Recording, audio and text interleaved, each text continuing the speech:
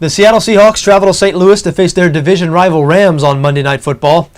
Seattle's installed as an 11.5-point favorite on BETDAQ. 42.5 is the total in this game. Now look, it's tough to cover double-digit numbers in the NFL. It's especially tough on the road, against division opponents.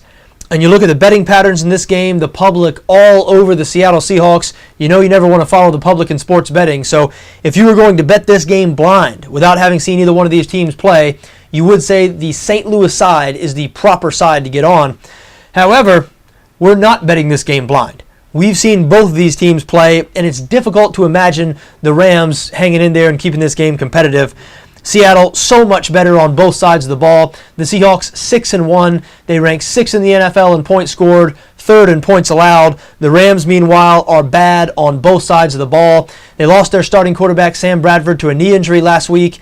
Kellen Clemens will be under center for the Rams in this game, so we certainly don't expect much improvement out of the St. Louis offense, and they weren't very good with Bradford in there, ranking 30th in the NFL in total offense, meaning yards per game. So how are they going to move the ball in this game against the Seattle defense? It is 2nd in yards allowed and 3rd in points allowed.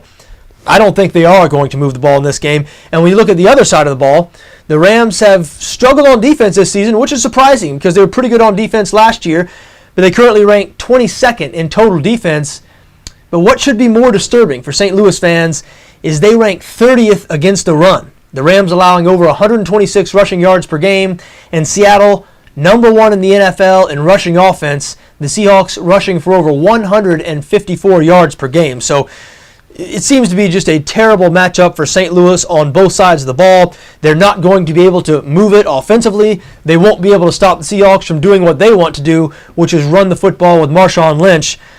So even though Seattle is a big favorite here, 11.5 points, even though the public is all over the Seahawks here, and you never want to go with the public, or usually don't want to go with the public when betting the NFL or when betting sports in general, tough for me to turn away from Seattle in this spot. I do expect the Seahawks to win and cover.